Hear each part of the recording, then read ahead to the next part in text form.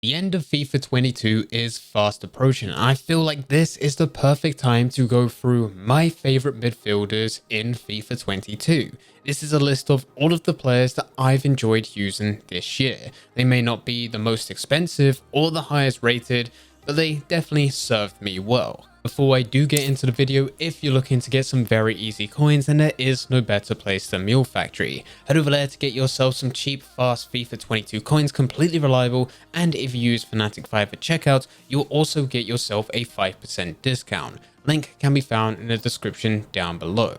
Getting back into the video, for 90% of the players we talk about today, when I mention them, I pretty much mean all of their cards. It's not the case that their latest special card is far superior and every other one of their versions is just completely pointless in using. But it does mean that no matter where you are within this game, whether or not you're someone that's absolutely rich or you're just starting out, even at this stage, yes, there are people that are still starting. If you look to just get one of these versions, you should be in pretty good hands. I should also say this year that once I go through this list, there's not as many midfielders compared to what we will have with defenders and attackers. This is purely because this year I played a very attacking playstyle. All the best teams that I've used this year, and I have recorded a separate video on this, but within those teams there's a lot of players that were initially strikers, which I then brought down to cams, centre mids, and even in some cases down to CDMs.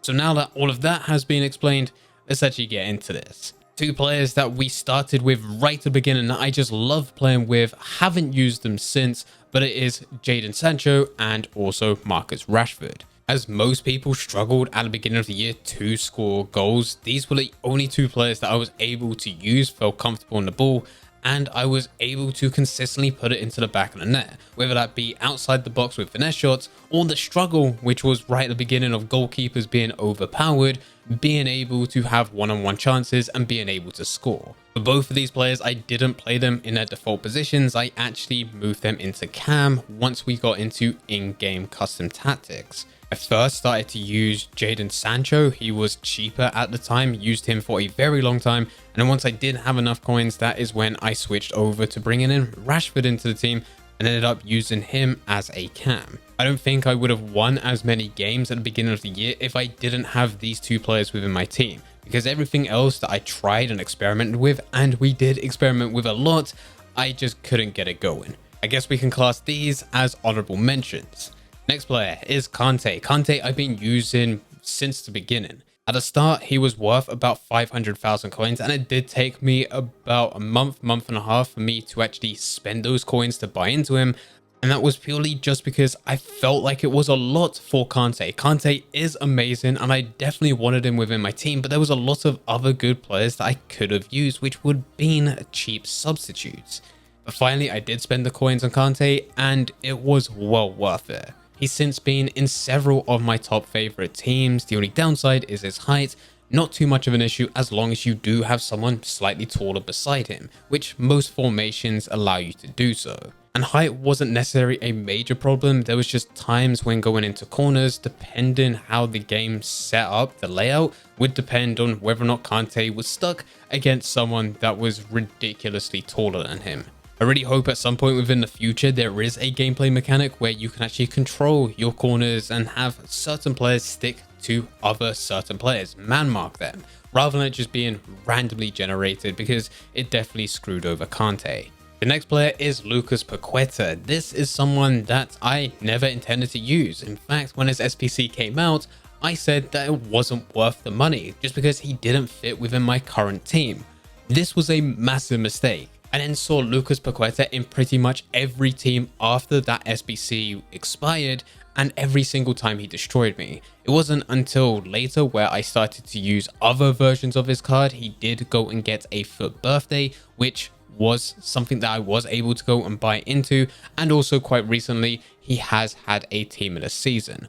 All of his cards are absolutely amazing. Even went back into one of them to go and play with his 81, and it's still very good. Next player, Tashu Ameni. This is someone who's had a hell of a lot of cards, but I did buy into his 82 rated inform as an investment. It cost me around 13,000 coins at the time, And this was a great investment because firstly, he did go up and I was able to sell him on a lot later for profit.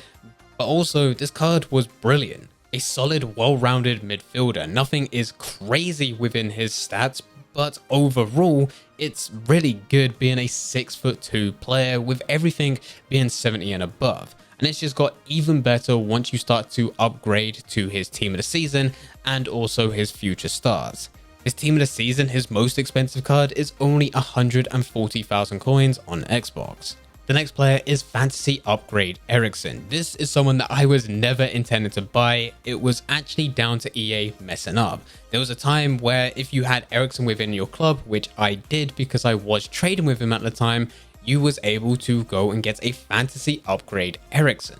It wasn't supposed to happen, it was a mistake on EA's side, but they did let us keep these cards. Eriksen didn't fit within my team at the time, but I did use him as a super sub on stream, and for the first 5 games, he scored in every single one of them. And at that point, I knew that I had to build a team around him. And I was lucky that I did, because not only did I get a free Eriksen, but also he did eventually get an upgrade as well, bringing him to 93 rated overall. The next player is Fakir. Fakir is very similar to Lucas Pacquita in that it's a very similar story. Fakir had an SBC card which was released fairly early on within the game. It was 87 rated and at the time did only cost around 90 to 100,000 coins. And because it was so early, I just didn't see the point in buying into him. Mainly because the game was just released, so there was a lot of players to experiment with. I didn't play with Fakir's 84 rated, and I didn't know whether or not it was someone that I was going to enjoy, so I didn't want to spend those coins. He also didn't fit within my team at the time. I was very particular with the type of playstyle that I had because everything else that I tried just didn't work. I was struggling to score. I was struggling to win games. I was dominating the games, but I just could not put it into the back of the net. That's when I stumbled across Rashford and also Jaden Sancho right at the beginning, as we mentioned as part of this video, and that's where I started to feel comfortable. But it means once Fakir came into the mix, I didn't buy into him. And yet again, the second that this SBC expired, it was a massive mistake. I regretted it ever since. Every single time I came up to Fakir, he absolutely destroyed me. What made matters worse is once Benzema also got a Player of the Month card, everyone was linking up Fakir and Benzema, and I just could not stop it. And the only way that I could do a similar thing was if I bought into his normal 84 rated card, or eventually a lot later on, I was able to buy into his inform. These cards are still great, but I do highly recommend using his team of the season. It is only 62,000 coins on Xbox. And for a 93 rated cam, it's just far superior than anything else, and it's just going to dominate. That's all that needs to be said. And the final 3 midfielders that are part of this video, and the reason they're all linked together is because they all feel fairly similar on the ball, and I just love playing with them as attacking midfielders. This is Sadio Mane, Abidi Pele, and Shanola. I'm not a particularly lucky player, but this was the first ever time in the whole of Ultimate Team since FIFA 09 where right at the beginning I got something good from my packs. This year, right at the beginning with Team of the Week 4, Sadio Mane was part of it, and I did manage to go and pack him. But not just that, I also managed to go and pack One to Watch Lukaku in the exact same day. This really helped me hit the ground running. Mane was then part of my main team for a while. I then had to bring in other types of players which then pushed him out, but he was always on my bench. To this day, Sadio Mane is still a player that I use, still substitute him on as a super sub and still does incredibly well. Abidi Pele was someone that I also used fairly on within the game. I actually ended up buying him because I wasn't lucky enough to pack him. He was worth around 1 million coins on release and I didn't want to go and spend that. Also, did only have 1 million coins, so I guess I couldn't really afford him, plus also have a good team around him. So I did wait until around about January time where he was listed for about 400k. That's where I first tried him out, but unfortunately the team that I had around him just wasn't good. He felt amazing on the ball, wanted to use him again, but never got around to it until recently where I managed to go and pack his 98 rated card. I know, say I'm not that lucky, but end up talking about how I packed Mane, Lukaku, and also Abidi Pele. He's worth about 1 million coins and is by default a left wing, so we can really class him as an attacker, not a midfielder. but I am using him within center mid, cam, and also as a striker. This time around, I have a much better team. It feels a lot better around him, and he fits in perfectly. And final player to mention is Shanola. Shanola is another one that I didn't buy right at the beginning just because he was around 1.4 million coins, I think, on Xbox. Him and Di Natale was the most desirable foot hero cards. And what's annoying with Shanola is as we slowly move towards December, Di Natale started to drop. He went all the way down to around 200-300k if I remember correctly, but Shanola was still expensive. He was still around 1 million coins. Every time I came up against him, everyone would just do finesse shots outside the box, and it seems like with Shanola, it just went into the back of the net every single time, and I could not stop it. I was just waiting for the day until I was actually able to use him and then do a very similar thing. That day never really came until about a few weeks ago. There were so many players that got released as part of different types of promos that I ended up using them and picking them over Shanola, thinking that they're going to be better. Shanola now is an 89 rated player, only about 30,000 coins on Xbox, and still so much better than all of those other players that I did experiment with throughout the year. I wish I forced myself back then at the beginning when I did have coins to buy into him just to buy into him, because if he was still worth today 800,000 coins, it's still a good deal to buy him. He feels great on the ball, and every single time that I am inside the box or outside the box, I always feel like I got a good opportunity to score. It's just fun to go and play with. Anyway guys, these are my favorite midfielders within FIFA 22.